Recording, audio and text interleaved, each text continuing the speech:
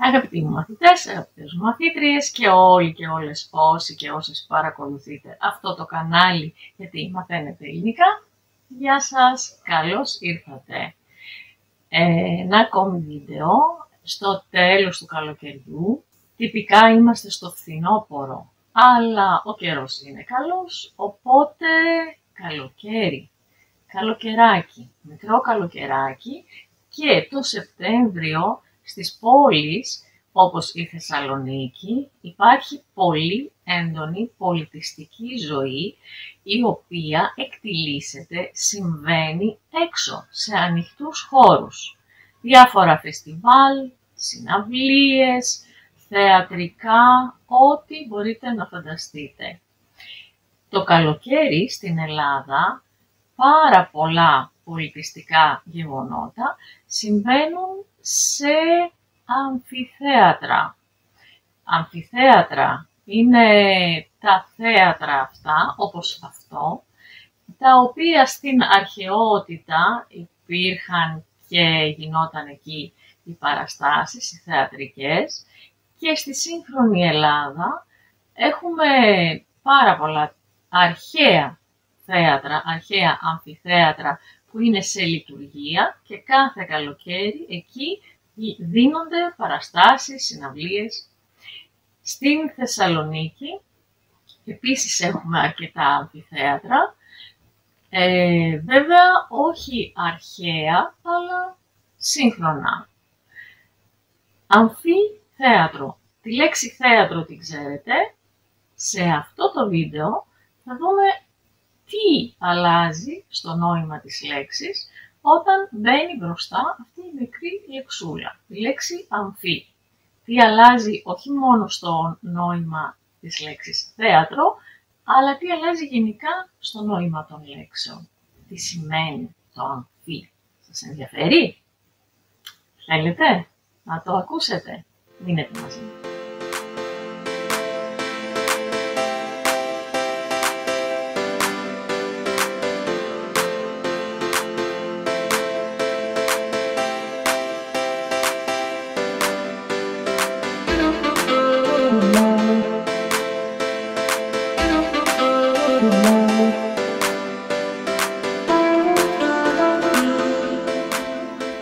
Αμφιθέατρο λοιπόν είναι ένα θέατρο που έχει αυτή την ημικυκλική διάταξη έτσι ώστε να μπορεί κανείς να δει τη σκηνή από όλες τις πλευρές και από τη μία και από την άλλη πλευρά.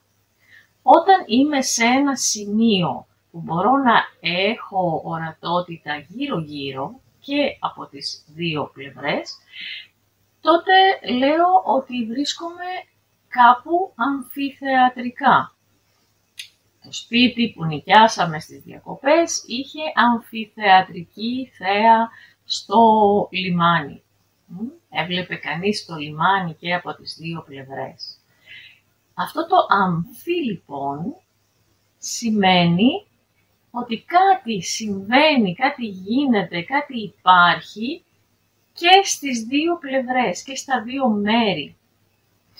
Θα δούμε μερικές λέξεις για να καταλάβουμε καλύτερα πώς λειτουργεί αυτό το πρόθυμα, αυτή η μικρή λέξη που βάζουμε μπρος από άλλες λέξεις. Παράδειγμα πρώτο, η λέξη αμφίβιος. Ξέρουμε τη λέξη βίος, βιογραφία, βιολογία, βίος, η ζωή δηλαδή.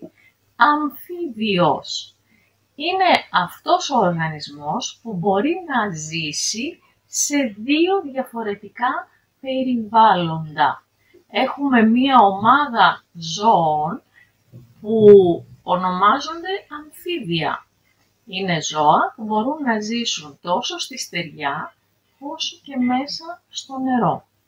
Ο βάτραχος, για παράδειγμα, είναι ένα αμφίβιο ζώο. Αμφίπλευρος είναι κάποιος που υπάρχει σε δύο πλευρές. Παράδειγμα, θα μπορούσαμε ίσως να έχουμε έναν αμφίπλευρο καθρέφτη. Δηλαδή, Ένα αντικείμενο που να είναι και από τη μία μεριά καθρέφτης και από την άλλη. Δεν ξέρω αν υπάρχει κάτι τέτοιο, σαν διαχωριστικό ενός χώρου. Θα μπορούσε να υπάρχει ένας αμφίπλευρος καθρέφτης. Αμφίδρομος. Δρόμος και αμφί. Τι μπορεί να είναι αμφίδρομο? Μπορεί να είναι η κίνηση αμφίδρομη. Σε αυτόν τον δρόμο έχουμε αμφίδρομη κίνηση. Τα αυτοκίνητα και πάνε και έρχονται. Δεν είναι μονόδρομος. Αμφίροπος. Η ροπή είναι η τάση να πηγαίνεις προς ένα σημείο, κατεύθυνση δηλαδή. Αμφίροπος είναι αυτός που δεν πηγαίνει προς ένα σημείο. Πηγαίνει προς ένα σημείο και μετά πηγαίνει προς άλλο σημείο. Αμφίροπος μπορεί να είναι ένας αγώνας. Βλέπουμε έναν αγώνα ποδοσφαίρου που είναι πάρα πολύ σημαντικός και κρίσιμος και μέχρι τελευταία στιγμή έχει το προβάδισμα η μία ομάδα και μετά η άλλη ομάδα και πάλι η πρώτη ομάδα και μετά η δεύτερη ομάδα. Ο αγώνας είναι αμφίροπος. Δεν καταλαβαίνουμε προς τα που πάει. Αμφίσιμος. Η λέξη σήμα, σημείο, σημασία, γράφεται με ήττα. Αμφίσιμος είναι αυτός που μπορεί να έχει δύο διαφορετικές σημασίες. Μπορεί και περισσότερες. Αλλά ουσιαστικά αμφίσιμο είναι κάτι που δεν είναι μονοσήμαντο. Που δεν μπορούμε να πούμε ότι αυτό είναι. Αυτή είναι η αλήθεια και δεν υπάρχει άλλη ερμηνεία σε αυτό το πράγμα. Αμφιβάλλω. Τι σημαίνει αμφιβάλλω? Σημαίνει ότι δεν είμαι σίγουρη για κάτι. Έτσι λέει, αλλά αμφιβάλλω αν λέει την αλήθεια. Δεν είμαι σίγουρη ότι λέει την αλήθεια. Έχω μία αμφιβολία. Θα πάμε αύριο στην εκδήλωση. Είναι λίγο αμφίβολο. Δεν το ξέρω γιατί μπορεί να προκύψει κάτι. Νομίζω ότι έχω κάποια δουλειά. Είναι αμφίβολο αν θα καταφέρουμε τελικά να πάμε. Και όταν έχω μία αμφιβολία, όταν αμφιβάλλω σε πολύ έντονο βαθμό, αμφιταλαντεύομαι. Ταλάντωση είναι όταν έχω ένα σημείο το οποίο κινείται ομαλά, ρυθμικά, ας πούμε το εκρεμές. Έχει ταλάντωση. Ταλαντεύομαι. Σημαίνει είμαι μεταξύ δύο άκρων. Αμφιταλαντεύομαι. Δεν είμαι σίγουρη. Είναι αυτό το σωστό ή είναι αυτό το σωστό? Αμφιταλαντεύομαι. Δεν μπορώ να αποφασίσω. Όταν δεν μπορώ να αποφασίσω πώς αισθάνομαι απέναντι σε κάτι, τότε είμαι αμφίθυμος. Αμφίθυμος, αμφίθυμη. Η έκθεση αυτού του καλλιτέχνη προκάλεσε αμφιθυμία στο κοινό της πόλης. Οι άνθρωποι δηλαδή πήγαν, μια έκθεση ζωγραφικής ας πούμε, είδαν τα έργα και δεν μπορούσαν να αποφασίσουν. Μου αρέσει αυτό ή δεν μου αρέσει αυτό? Είναι λίγο παράξενο. Όχι, δεν μου αρέσει. Ναι, όμως μου αρέσει. Αμφίθυμος.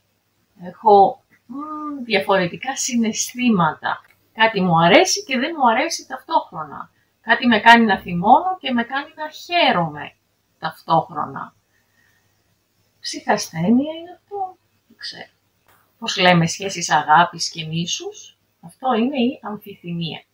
Ένας άνθρωπος που μπορεί να χρησιμοποιήσει το ίδιο καλά και τα δυο του χέρια, και το δεξί και το αριστερό χέρι, λέγεται αμφίχειρας.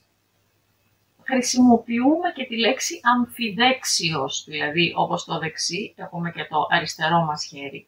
Έχουμε δύο δεξιά χέρια. Υπάρχουν άνθρωποι που το κάνουν αυτό. Γνωρίζετε κάποιον? Μήπως είστε εσείς αμφίχειρες? Αμφίφιλος. Φύλλο, το φύλλο με ύψιλον και ένα λάμδα είναι το αρσενικό ή το θηλυκό. Ένα άτομο που έχει τα γενετικά χαρακτηριστικά και του αρσενικού και του θηλυκού είναι αμφίφιλο. Είναι ταυτόχρονα και άντρας και γυναίκα, αλλά έχει τα γενετικά χαρακτηριστικά στο σώμα του και των δύο. Λέμε επίσης και ερμαφρόδιτος. Ερμαφρόδιτος, ένας άνθρωπος που είναι άντρας, Ερμής, ο θεός Ερμής, και γυναίκα, Αφροδίτη, η θεά Αφροδίτη, ερμαφρόδιτος. Αμφίφιλος είπαμε, έχει και τα δύο φύλλα, όμως αμφιφιλόφιλος, φίλος με γιώτα που σημαίνει αγαπώ, φιλό, αγαπώ, αμφιφιλόφιλος, αυτός που αγαπάει και τα δύο φύλλα, είναι ο αμφισεξουαλικός, bisexual που λέμε στα αγγλικά, έτσι. Αμφιφιλόφιλος, φιλό, αγαπώ, θέλω και τα δύο αμφιφύλλα, και το ένα και το άλλο. Μέχρι τώρα οι λέξεις που είδαμε έχουν ολόκληρη τη λέξη αμφί και ακολουθεί η επόμενη λέξη, αυτή που συνδέεται με τη λέξη αμφί. Όμως τη λέξη αμφί μπορούμε να τη βρούμε και χωρίς το γιώτα. Παράδειγμα, στη λέξη αμφορέας. Είναι το αμφί και το ρήμα φέρω, κουβαλώ δηλαδή κάτι. Αμφορέας, ξέρετε, είναι αυτό το αρχαίο αγγείο μέσα στο οποίο συντηρούσαν, αποθήκευαν διάφορα υλικά, τροφές, υγρά, στερεά και τα κουβαλούσαν, είχαν χερούλια και από τις δύο μεριές, τα κουβαλούσαν με αυτά τα δύο χερούλια και με τα δύο χέρια και από τις δύο μεριές μπορούσαν να τα πιάσουν, αυτά τα λέμε αμφορείς, ο αμφορέας ή αμφορείς. Όταν λοιπόν ακούσετε κάποιον να λέει ότι χαρήκαμε αμφότεροι για αυτή την πρόσκληση, μπορείτε να φανταστείτε τι λέει. Μιλάει για τον εαυτό του και για έναν ακόμη, ο οποίος προσκλήθηκε στην εκδήλωση. Για παράδειγμα, παίρνω εγώ μία πρόσκληση για μία συναυλία. Και η πρόσκληση είναι διπλή. Οπότε παίρνω και έναν φίλο μου ή μία φίλη μου μαζί και πάμε στη συναυλία. Συναντώ έναν άλλο φίλο και μου λέει «Αλήθεια, πήρατε προσκλήσεις, τέλεια». Και εγώ απαντώ «Ναι, βέβαια, και χαρήκαμε αμφότεροι για αυτήν την πρόσκληση». Αν είμαστε δύο γυναίκες, αμφότερες και οι δύο. Αυτά. Ελπίζω σε αυτή την σχέση ομιλητή και ακροατή να είμαστε κερδισμένοι αμφότεροι. Εγώ σίγουρα κερδίζω από την επαφή μου με εσάς, από τα σχόλιά σας, τα οποία είναι λίγα, δυστυχώς λυπάμαι γι' αυτό, δεν καταλαβαίνω γιατί, μάλλον κάτι δεν κάνω καλά. Όμως χαίρομαι κάθε φορά που διαβάζω ένα σχόλιο σας. Ελπίζω λοιπόν αυτή η σχέση να είναι θετική για αμφότερους. Και για μένα και για σας. Να είστε καλά μέχρι την επόμενη φορά. Αν βρείτε καμία άλλη λέξη με το αμφί και θέλετε να τη μοιραστείτε μαζί μας, παρακαλώ, ευχαρίστως θα τη διαβάσουμε. Αυτά για σήμερα. Σας χαιρετώ. Γεια σας.